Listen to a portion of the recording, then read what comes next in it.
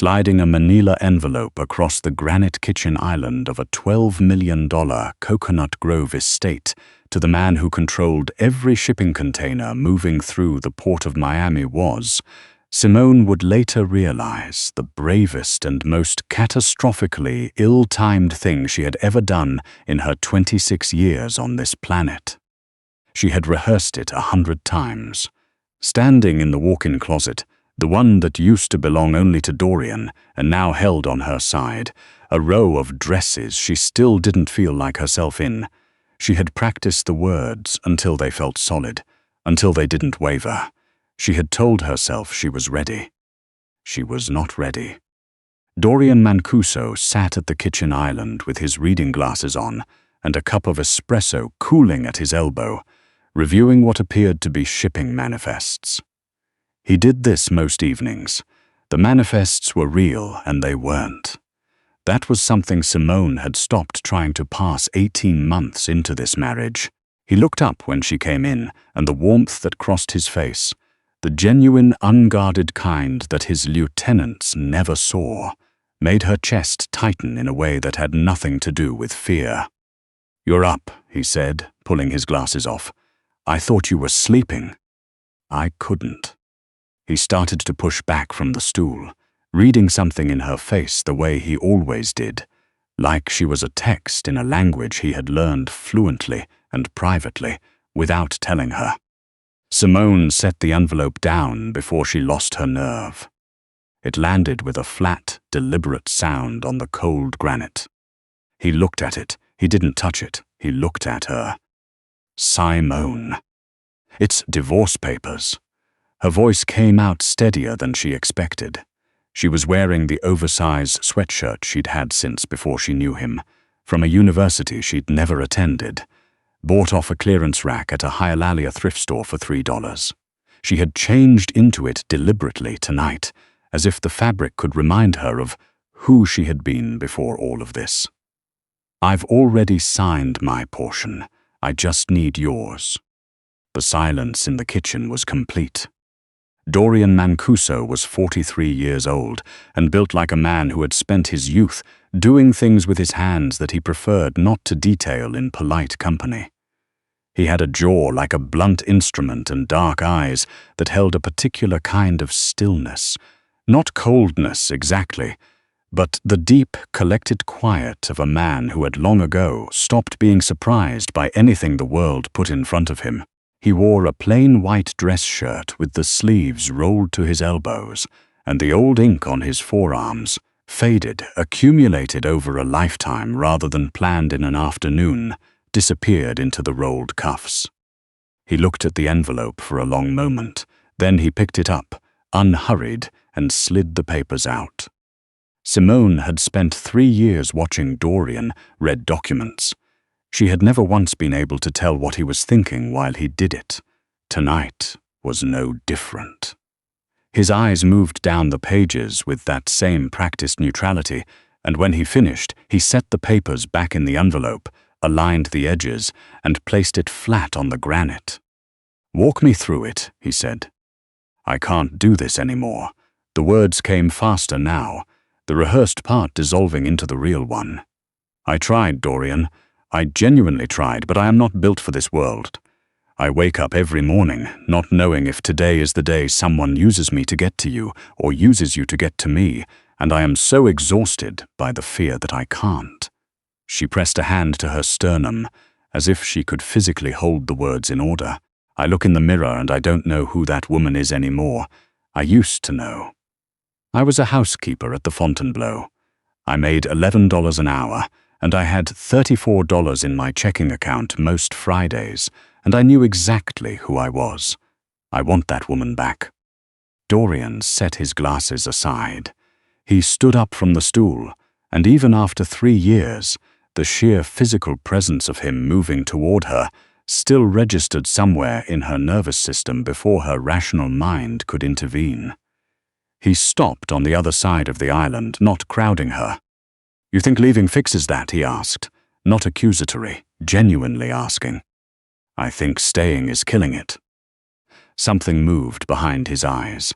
He reached out and rested his hand, large and warm and scarred across the knuckles, over hers where it gripped the edge of the island. "You are the only person in my life who has never wanted anything from me except for me to be less of what I am. Do you understand how rare that is?" "I know," she pulled her hand back, "and I'm sorry, but I can't be the anchor for something I can't live with." Dorian was quiet for a beat, then he exhaled slowly through his nose, the particular exhale she recognized as him making a decision. "I need you to understand something before you leave," he said. "I'll get a hotel tonight and then—" "No," he said it simply. He turned and crossed to the far wall of the kitchen, where a long panel of smart home controls was embedded flush with the custom cabinetry. She had always assumed it operated the lighting zones, the irrigation, the gate. He pressed a 4-digit code into a recessed keypad she had genuinely never noticed, and touched a single red indicator. The sound that followed was low and mechanical and came from everywhere at once. "Dorian," her voice had changed. "What did you just do?"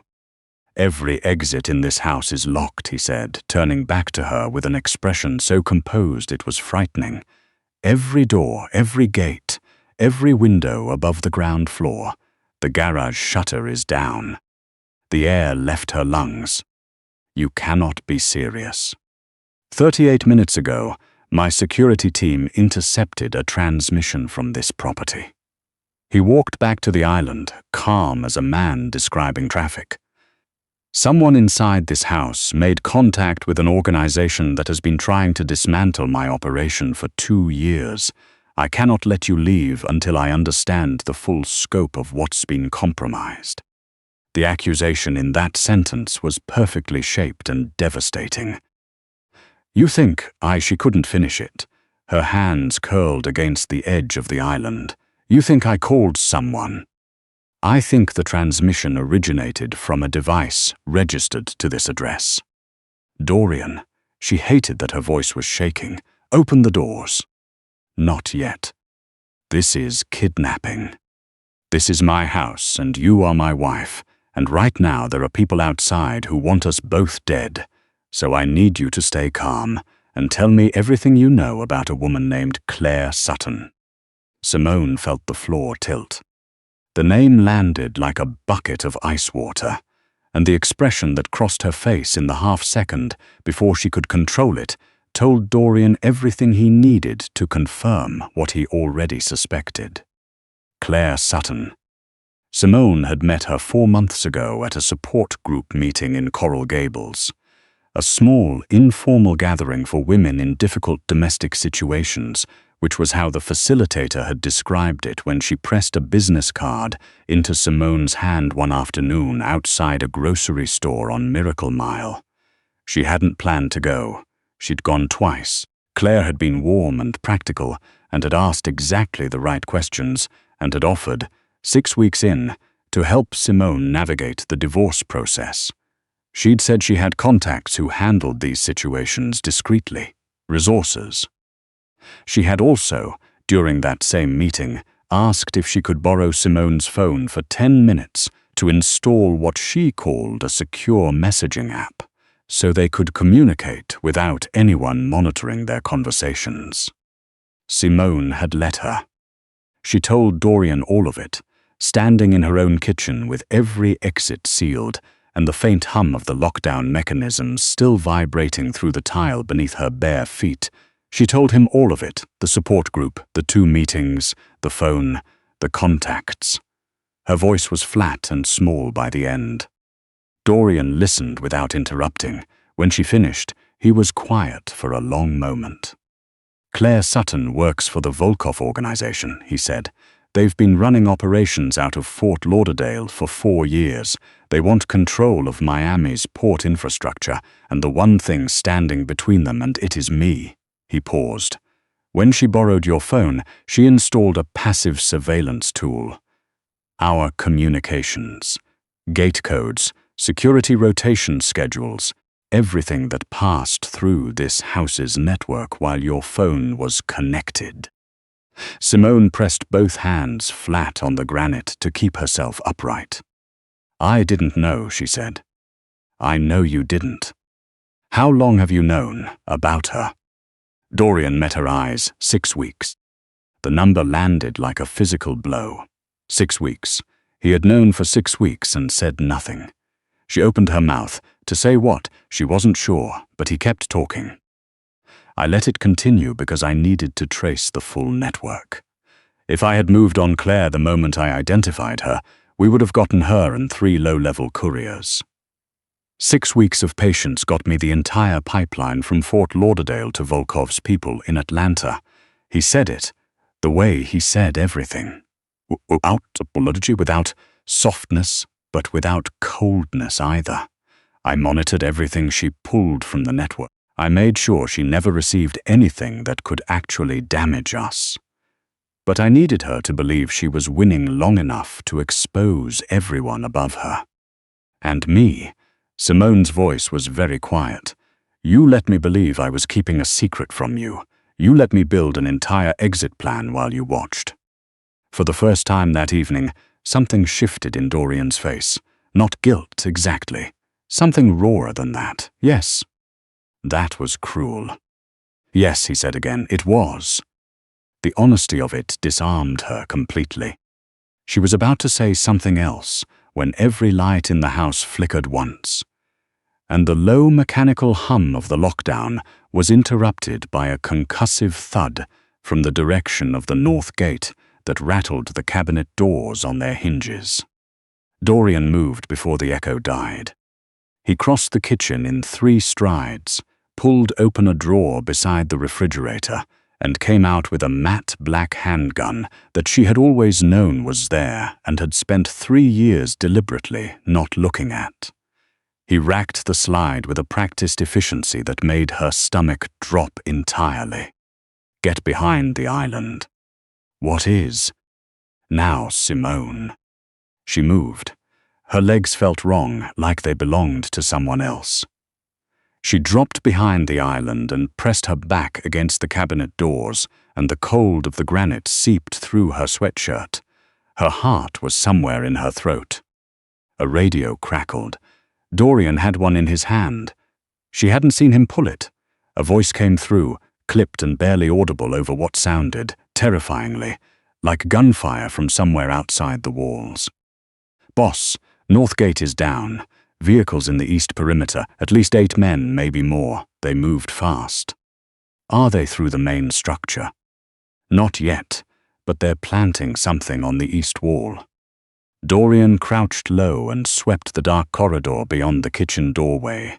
Then he was back beside her, crouching down to her level, one large hand briefly against her face. We are going to the safe room, he said. His voice was low and completely level. It's behind the wine cellar. I need you to move when I tell you to and not stop. Can you do that? She nodded. Her whole body was shaking. Simone. He waited until her eyes focused on his face. I have got you. You understand me? I have got you. The explosion hit the east exterior wall and shook the floor beneath them. Something crashed in the next room. Glass. A frame, she never knew which. Go, Dorian said. She went. She ran through the corridor with Dorian a step behind her, his body angled to keep himself between her and the hallway at their backs. The wine cellar was down a short flight of stairs off the butler's pantry, and she hit the railing on the way down and kept moving, her bare feet slapping cold concrete. Behind her, she heard shouting from somewhere in the house. Men's voices, the splintering of something heavy, the crack of gunfire that sounded impossibly close for something that was supposed to be outside. The wine cellar looked exactly like a wine cellar. Dorian pressed his palm against the back wall between 2 floor-to-ceiling racks, and a seam appeared that she had never once noticed in 3 years. The panel swung inward. He pushed her through first, stepped in behind her, and the door sealed itself shut with a sound like a bank vault engaging. Emergency lighting kicked on. The room was concrete and steel shelving, a wall of monitors, a radio system, and a weapons rack along one wall that she made herself stop looking at. She sat down against the far wall. Her legs had simply decided they were done. She pulled her knees toward her chest. Her build made the angle awkward, and pressed her forehead down and breathed. She made herself look at the monitors. The property feeds were green-tinted and grainy but clear. Men in tactical gear moved across the manicured lawns in tight formations, professional and unhurried, like people who had been told they had all night. Dorian was at the radio. Status on the West Corridor. Static. Then, West Corridor is holding. 3 down on their side, 1 of ours. They haven't breached the main structure. But boss, we can't locate Webb. Dorian set the radio down very carefully on the steel shelf. Mitchell Webb had been Dorian's chief of operations for 11 years. He had a standing Sunday dinner invitation to the house. He had sent Simone flowers when she had her appendix out the previous spring. He was 61 years old with silver hair, and a granddaughter he talked about constantly, with the particular helpless pride of a grandfather who knows he is outmatched.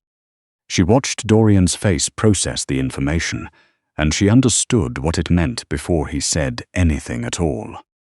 The emergency door at the back of the safe room engaged. Dorian raised the gun before the handle finished turning. Webb stepped through the door, dress shirt, 1 sleeve torn, plaster dust on his shoulder. He looked startled to find a weapon aimed at his face, but the startled expression arrived a half-second too late, and Simone, who had spent 3 years watching this man lose at poker because he always overcorrected his face, saw the calculation underneath it. "Easy," Webb said, raising one hand. "It's me. I came through the emergency tunnel. There were 2 of their men at the North Junction. I had to double back through the—" "Stop," Dorian said.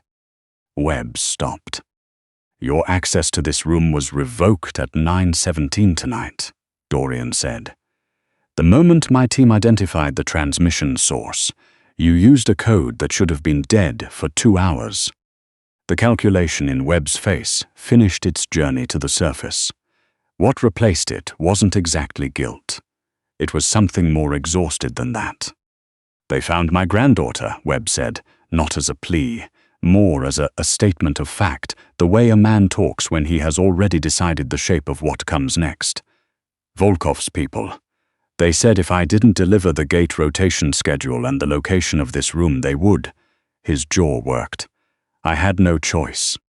You've come to me with less than this, and I have made problems disappear for you," Dorian said, and his voice was devastatingly quiet. "You had a choice." Webb's hand moved toward his jacket. Simone pressed herself into the corner and closed her eyes. The sound in the concrete room was immediate and enormous and over in less than 4 seconds. When the ringing faded enough to open her eyes, Webb was on the floor and Dorian was already crossing toward her. He dropped to one knee in front of her and took her face in both hands, tilting her chin up, scanning her face and her arms and her torso with an urgency that was completely unlike anything in his voice or expression a moment ago. "Are you hit, Simone? Look at me. Are you hurt?" "I'm okay." The words came out thin. She grabbed both of his wrists without thinking about it, holding on. "I'm okay. I'm okay." He pulled her in, and she went, pressing her face against his shoulder. He was breathing hard for the first time all evening. She could feel the controlled shake in his hands as they moved over her back, cataloging her, running the whole machine of him through a damage assessment that had nothing to do with himself. "I've got you," he said low, against the top of her head. "It's done." The radio crackled 20 minutes later. His street operations man, voice rough through the static. "Estate is clear. Volkov's people are neutralized. Full sweep is done."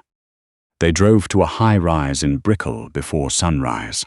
A private floor, a penthouse that looked lived in rather than staged, full of books and a kitchen that someone actually cooked in. Biscayne Bay outside the floor-to-ceiling windows was still dark except for the lights of the port, the cranes standing like giants along the waterfront. Someone had given Simone a pair of slippers somewhere in the garage. She didn't remember putting them on. Dorian poured 2 glasses of water and set them on the coffee table. He sat across from her. Then he reached into the inner pocket of his ruined jacket and set the divorce papers on the table between them. He had taken them from the kitchen island before all of it started. She hadn't seen when. He smoothed the papers flat against the glass tabletop, reached into his pocket for a pen, a plain ballpoint, nothing expensive, and signed his name on the signature line in the deliberate looping script she had seen on 100 documents over 3 years. He pushed the papers toward her. "You said you wanted out."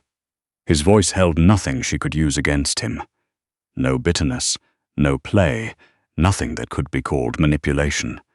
"I told you if we made it through the night, you could have this. I don't go back on my word." Simone looked at his signature on the crisp white paper. She thought about the $11 an hour woman from Hialeah who had known exactly who she was. She thought about how badly she had wanted to find her way back to that woman. She thought about the past 4 months, Claire, the borrowed phone, the careful brick-by-brick architecture of her escape, and how Dorian had watched her build all of it and had not once said a word, or moved to stop her, or used any of it against her. Not once. She thought about him a step behind her in the dark corridor, angling his body between hers and the wall. She thought about his hands on her face in the safe room, the shake in them that she did not think he knew was there. That was not the behavior of a man who wanted to own something. That was the behavior of a man who was terrified of losing something. Simone picked up the envelope. The sound of tearing paper was very loud in the quiet apartment. She tore it in half, then in half again. She set the pieces on the coffee table in a small, untidy pile. Dorian had gone perfectly still. "I don't want to leave," Simone said. Her voice was even. She was surprised by that. "I want the lies to stop. I want the parallel operations to stop. You running 10 steps ahead of me and calling it protection, me building exit routes in secret and calling it survival. I can't live inside a marriage where neither of us is saying what we actually mean." She looked at him directly. "I want to be your partner, not the soft thing you keep on a shelf so it doesn't get broken, an actual partner." Dorian was quiet for a moment that lasted long enough that she felt her pulse climb the back of her throat. "That is a harder life," he said finally. "I know. The Volkov situation ends tonight. But there will be something after Volkov. There is always something after. I know that too." He leaned forward, elbows on his knees, and looked at her the way he always did when he was deciding something real. Not performing a decision, but actually making one. "No more running the exits without telling me you feel trapped," he said. "If it ever gets to the point where you need out, you tell me first. We find a way that doesn't involve you handing your phone to a stranger. No more letting me walk around thinking I have a secret when you've been 3 moves ahead of me for 6 weeks," she said. He almost smiled. It was a small thing, barely a change in the geography of his face, but she knew it. She had catalogued it the way people catalogue things they are not ready to admit they depend on. "Deal," he said. He crossed the distance between them, and she let him. And when he pulled her against him, she could feel that the shake still hadn't entirely left his hands. She thought he probably didn't know it was still there. She tucked her face against the side of his neck and felt the slow, deliberate evening of his breathing, the machine of him winding carefully back down. Outside, the port of Miami began to glow faintly with the first suggestion of morning. The crane stood motionless against a sky, going from black to the particular deep blue that arrives just before everything changes color. The divorce papers sat in a torn pile on the coffee table, and neither of them reached for them again.